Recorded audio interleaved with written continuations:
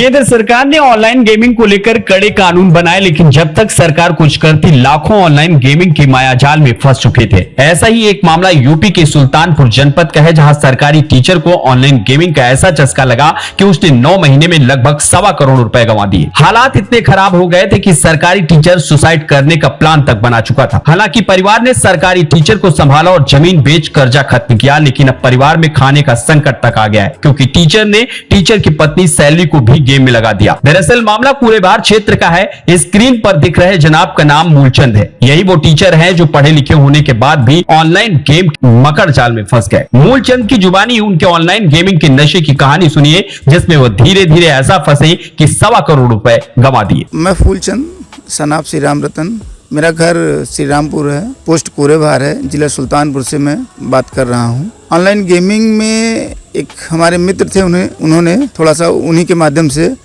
मैं online gaming app के बारे में उन्होंने मुझे जानकारी दी और उसी से मैंने शुरुआत की। उन्होंने एक पैटर्न बताया और 3-4 दिन मैंने उसमें नोटिस किया। उस पैटर्न के हिसाब से मैंने उसमें पैसे लगाए। शुरुआत में मेरे पास 6-7 लाख रुपए थे और मैंने लगा दिया सारा पैसा। लेकिन उसमें मुझे ऐसा लगा कि जैसे कोई ऊपर से मॉनिटर कर रहा है। जो पैटर्न चल रहा था, उस पैटर्न को जब जैसे ही आप बड़ा बेट लगाते हैं वैसे जो है वो हार जाते हैं आप। तो इस हिसाब से अच्छा, इतना जाने के बाद फिर कोई जान न पाए, घर वाले न जान पाए, यार दोस्त न जान पाए, बदनामी ना हो, इस डर से मैंने ये दूसरा गेम खेलना शुरू कर दिया। जैसे वो पैसा लौट आए एक डर से, फिर उसमें धीरे धीरे हारता गया और मित्रों से लेता गया। लेते लेते लगभग मेरा 1 करोड़ के आसपास का नुकसान हो गया। फिर किसी तरह से रिकवरी हुई अपनी प्रॉपर्टी सेल करके या जैसे भी। फिर दोबारा मैंने स्टैंड करने का प्रयास किया और दोबारा मैं फिर से ठगी का शिकार हो गया। ऑनलाइन गेमिंग प्लेटफॉर्म पूरी तरह से भारत के लिए एक नासूर की तरह है, एक कैंसर की तरह है, जो किसी भी प्रकार के ऑनलाइन गेमिंग से,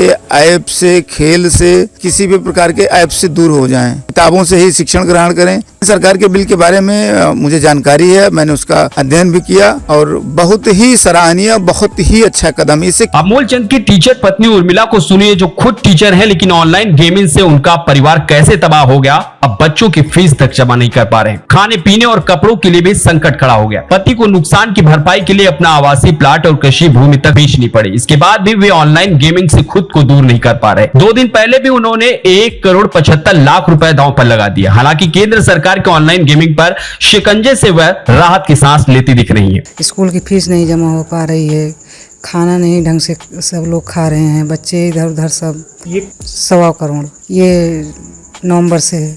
20 तारीख को 1 लाख लगभग 65,000 हारे हैं। 20 बहुत ज़्यादा कोशिश की। घर वाले ने 5 बीघा खेत बेचे, सुल्तानपुर में ज़मीन बेचे, लगभग 60 लाख का सब कुछ हुआ। लेकिन उसके बाद फिर 1 महीने बोलते थे, 1 महीने बंद किए थे, उसके बाद फिर खेलने लगे। बहुत अच्छा किया, जैसे हमारे सब लोग हमारे साथ हुआ, ऐसा कोई और के साथ ना हो। हर एक गेम, जितना भी गेम है सब गेम बंद करवा दीजिए। इस पूरे मामले पर सीओ सिटी प्रशांत सिंह ने बताया कि मामला संज्ञान में आया है। अभी तक शिकायत नहीं मिली। ऑनलाइन गेमिंग से शिकार होने के ऐसे कई मामले सामने आ रहे हैं। साइबर टीम ऑनलाइन गेमिंग के नाम पर ठगी करने वालों की धरपकड़ में जुटी हुई है। भारतीय समाज में एक युवा पीढ़ी इस लत के चलते, जो ऑनलाइन गेमिंग और सट्टेबाजी और तमाम गेम्स में सट्टेबाजी, इन ऐप्स से और गेमिंग की वजह से काफ़ी इनका पैसा भी जा रहा था और इनकी लत भी ख़राब हो रही थी। फाइनेंशियल लॉस में भी जा रहे थे, उनके गार्जियन भी परेशान हो रहे थे।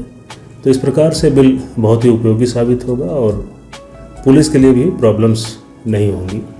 जैसा कि हम देखते हैं कई बार फाइनेंशियल प्रॉब्लम्स में आके बच्चे क्राइम की ओर स्टेप उठा लेते हैं, अपना कदम बढ़ा लेते हैं, तो उससे भी काफ़ी राहत मिलेगी। और समाज को ये एक अच्छा मैसेज है गवर्नमेंट की तरफ से।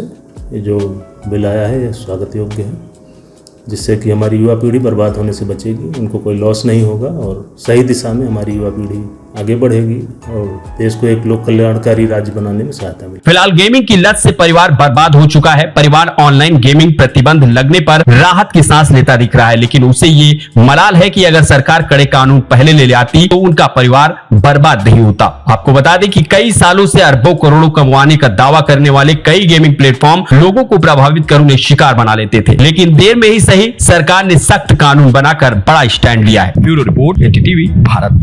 इस बुलेटिन के प्रायोजक हैं सैमफोर्ड फ्यूचरिक स्कूल।